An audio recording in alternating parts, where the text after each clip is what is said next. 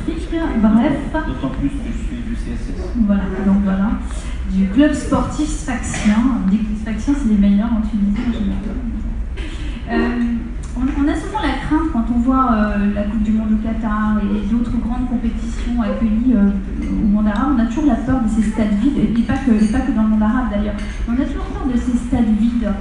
Est-ce que vous avez une recette, vous, magique, vous qui avez fait partie du club de soutien justement du club sfaxien, comment on peut faire pour que finalement ce ne soit pas juste des grandes compétitions, des épiphénomènes, et que ce soit vraiment suivi par un élan populaire, par le soutien du public, peut-être que ça génère des grands champions aussi à l'avenir dans ces zones géographiques.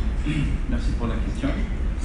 Tout d'abord, je voudrais saluer la présence, en particulier Madame la Ministre du Sport de l'Agence de Tunisie qui a fait le déplacement, en plus une délégation tunisienne qui nous accompagne aujourd'hui. On a un championne olympique et des journalistes de très haute qualité qui sont présents aujourd'hui à cet événement, d'où l'importance.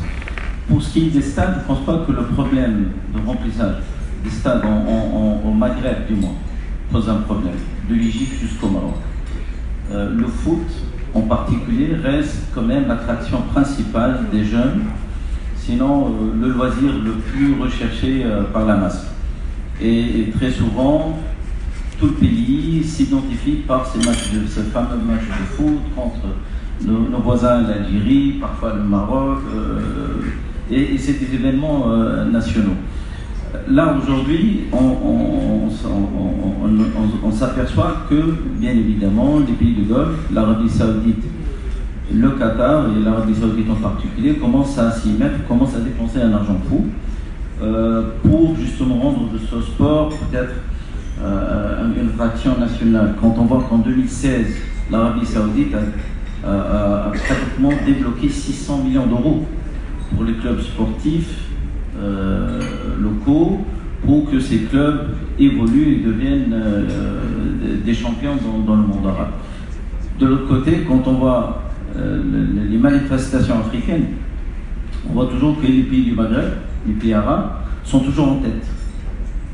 Rien que sur les demi-finales de cette saison, sur les 8 équipes qui ont joué les finales, les demi-finales, 7 étaient du Maghreb. Donc, il n'y a pas un problème d'attractivité ou de remplissage dans le Maghreb, c'est beaucoup plus, je pense, qu'au Moyen-Orient, où le problème se pose à cause du climat, parfois. La courte durée aussi des compétitions à cause liée au climat, sinon le nombre d'équipes qui est limité. On parle des populations très souvent au Bahreïn, au Qatar, au Koweït, de 2 à 3 millions d'habitants, et c'est très peu, bien évidemment, pour remplir ces fameux stades. Mais quand on voit dans les pays du Maghreb, il y a un investissement, il y a une histoire d'amour entre le monde arabe et le foot et le championnat, ou le mondial du foot depuis 1934. C'est pas nouveau. Et quand on voit les populations maghrébines, y compris l'Égypte, on constate un nombre très important d'équipes, une tendance assez pointue, et ça commence à un très jeune âge. Les participations, les compétitions commencent à un très jeune âge, avec un problème. Aujourd'hui, le problème auquel nous faisons face, c'est justement le financement.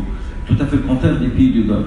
Nos équipes, d'une façon générale, dépendent de la manne de l'État. Très souvent, c'est les collectivités locales qui contribuent au budget des équipes sportives. Sinon, on dépend des recettes des stades, d'où l'importance justement des stades et des visiteurs et des gens qui participent.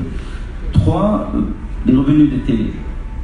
Parfois, quand le championnat est baisé ou il y a une équipe qui domine tout, les stades se vident. Il n'y a plus d'intérêt. Donc, c'est là où les clubs commencent à chercher de nouvelles façons pour se financer. Nous, au club sportif Sfaxien, il y a 11 ans, nous avons pensé à la création des socios. C'est un peu ce qui se passe en Barcelone, avec le club barcelonais.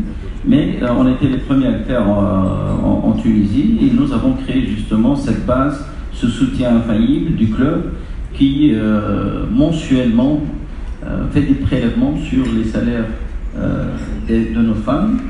On a à peu près 12 000 femmes qui contribuent de manière régulière, mensuellement au budget du club, qui le soutient et qui maintient l'intérêt des supporters, puisqu'ils ont une plateforme pour discuter, pour critiquer très souvent aussi. Et nous avons aussi pu créer une académie de jeunes cadres pour diriger le club. Et dont certains aujourd'hui sont devenus des dirigeants au sein de ce club. Entre-temps, plusieurs autres clubs sportifs locaux ont suivi le modèle, pas tout à fait le modèle de Socios, mais ce qu'on appelle les fan clubs ou les clubs de soutien. Donc pour nous, c'est pas un problème de fans, c'est un problème de financement. Et nous avons des stades très souvent qui ne répondent pas aussi aux normes et aux besoins des fans. C'est une question de budget, bien évidemment.